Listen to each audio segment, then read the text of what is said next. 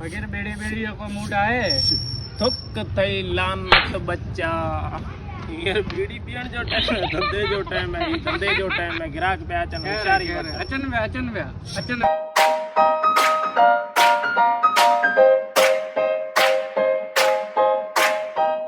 बाबा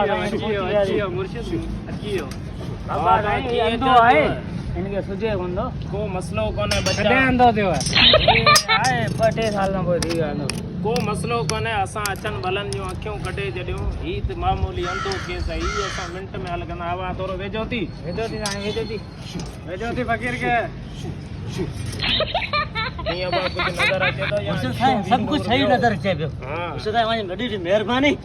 80 वडा मशहूर आयो असां बिजली नाले तमाम मशहूर आयो फकीर असां तो जन अखियों में कढी जडिया होटल पे चाय जो कप वापस मोटा दे अगियां होटल ते एकड़ो संबूसो एकड़ो चाय जो कट मोकले दीजे जी जी हाजिर संबूसो भी मिली विया चाय भी मिली ताड़ी दे एड़ा अन्या मुर्गा कई इंदा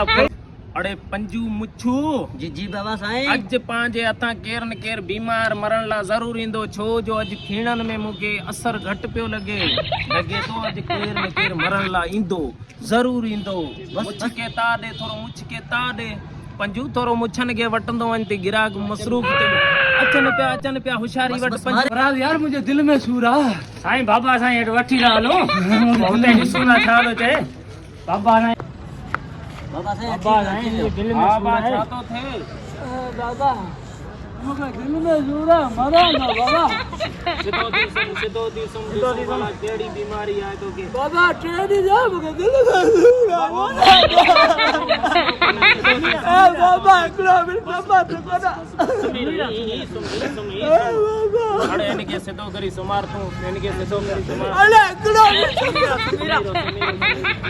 हाय साईं एट बोटी आए हड़कड़ समीरो हेड़ा असा कई मारे जने तो सम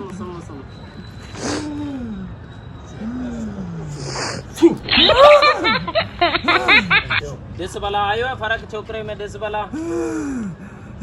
अन्ना फर्क कोने वो सागो हाणी मरी वियो इनके खणी वनी किथे दफनायो हेड़ा असा कई मारे जडा हलो खणो अड़े इनके खणाई फगार आया लाश